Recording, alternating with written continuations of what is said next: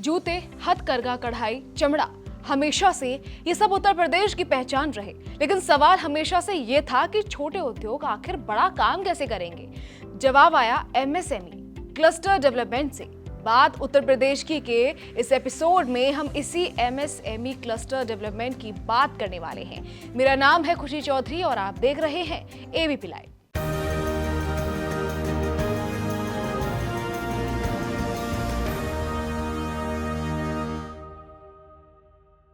सोचिए जरा, भारत की अर्थव्यवस्था में छोटे और मध्यम उद्योग यानी कि एमएसएमई, जिन्हें माइक्रो, स्मॉल और मीडियम एंटरप्राइजेस भी कहा जाता है, कितने अहम हैं।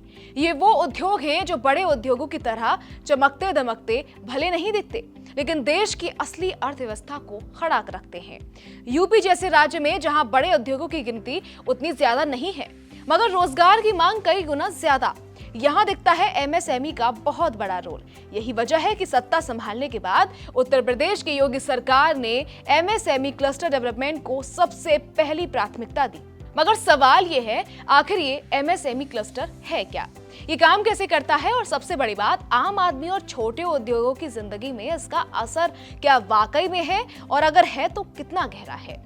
सबसे पहले ये समझते हैं कि एमएसएमई क्लस्टर है क्या। आसान भाषा में कहें तो क्लस्टर का मतलब एक ही तरह के छोटे और मध्यम उद्योगों को एक इलाके में इकट्ठा करना। जैसे बुंदेलखंड में चमड़ा उद्योग, लखनऊ में हैंडलूम कढ़ाई, कानपुर में जूता चमड़ा और मथुरा अलीगढ़ में हस्तशिल्प। जब ये उद्योग पास पास होते हैं तो उन्हें एक दूसरे के अनुभव से सीखने का मौका मिलता है, मशीनों और कच्चे माल की सुविधा मिलती है और एक साथ ये उद्योग बड़े बाजार में अपनी पहचान बना पाते हैं। उत्तर प्रदेश में एमएसएमई क्लस्टर विकास का मकसद सिर्फ छोटे उद्योगों को आर्थिक मदद देना नहीं है।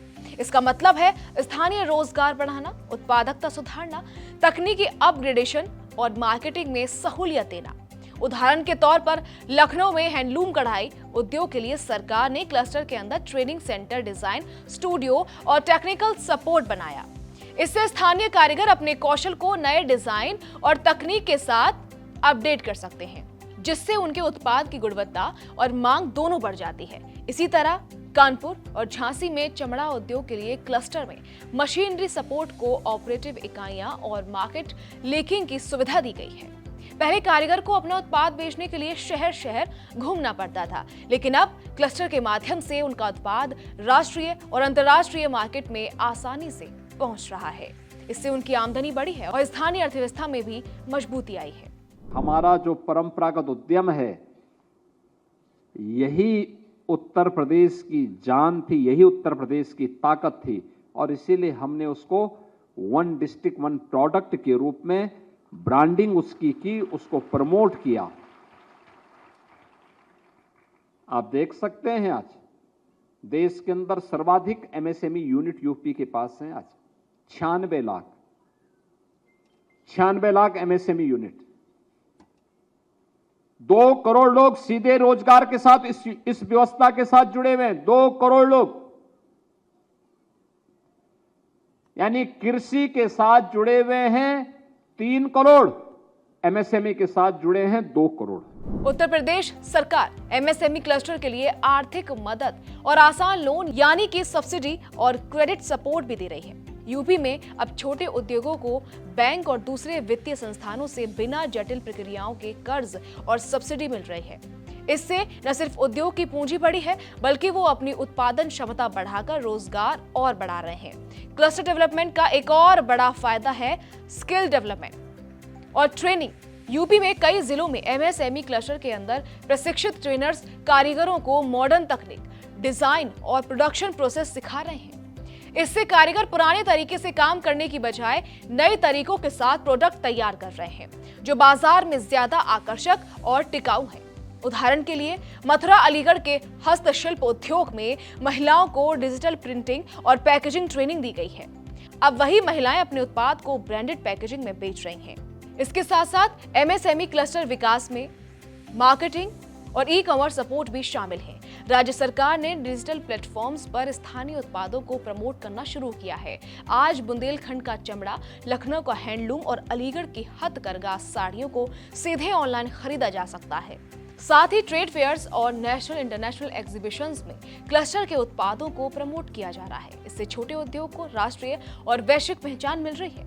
उत्तर प्रदेश में एमएसएमई क्लस्टर का चौथा बड़ा फायदा है लोकल एम्प्लॉयमेंट। जब उद्योग अपने ही इलाके में बढ़ते हैं तो स्थानीय लोगों को रोजगार मिलता है। इससे न केवल गरीबी कम होती है बल्कि लोग अपने परिवार के पास रहकर काम कर पाते हैं।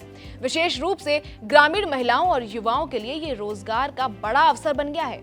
कई महिलाएं क्लस्टर के अंदर सिलाई, कढ़ाई, पैकेजिंग और छोटे व्यवसाय से आर्थिक रूप से सशक्त बन रही हैं। उत्तर प्रदेश पहला राज्य है जिसने एमएसएमई यूनिट की 96 लाख जो यूनिट यूपी के अंदर हैं, उनमें से जिसने भी रजिस्ट्रेशन कराया है उन सबको हम लोगों ने 5 लाख रुपए की एक सुरक्षा बीमा का कवर भी राज्य की तरफ से उपलब्ध करवाया है। आप याद करिए, अगर एक यूनिट अपने यहां 2 से लेकर 10 तक लोगों को काम दे रहा है, कितने लाख लोगों को उसने अपने यहां कार्य दिया होगा। लाखों की संख्या में, करोड़ों में जाती है संख्या। ये लोग पहले बाहर जाते थे, काम ढूंढते थे, आज उन्हें उन्हीं के जनपद में, उन्हीं के प्रदेश में उन युवाओं को कार्य का एक मंच मिला है।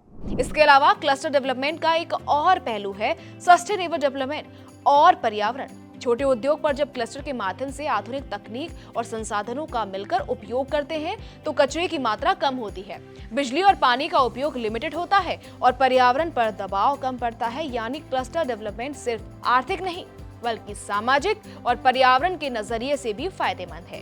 कुल मिलाकर एमएसएमई क्लस्टर विकास उत्तर प्रदेश में स्थानीय उद्योगों को बढ़ावा देने का सबसे कारगर मॉडल बन गया है। ये छोटे उद्योगों को तकनीक, वित्त, मार्केटिंग और मानव संसाधन का समर्थन देता है। इससे कारीगर और उद्यमी आर्थिक रूप से सशक्त बन रहे हैं, रोजगार बढ़ रहा है और राज्य की अर्थव्यवस्था मजबूत हो रही है। यही वजह है कि आज उत्तर प्रदेश में एमएसएमई सिर्फ छोटे उद्योग नहीं रहे बल्कि ये स्थानीय विकास और भविष्य की अर्थव्यवस्था की रीढ़ बन चुके हैं। बात उत्तर प्रदेश की के इस एपिसोड में इतना ही। अगले एपिसोड में हम बात करेंगे उत्तर प्रदेश के कुछ अनदेखे पर्यटन स्थलों की। तब तक के लिए देखते रहिए एबीपी लाइव।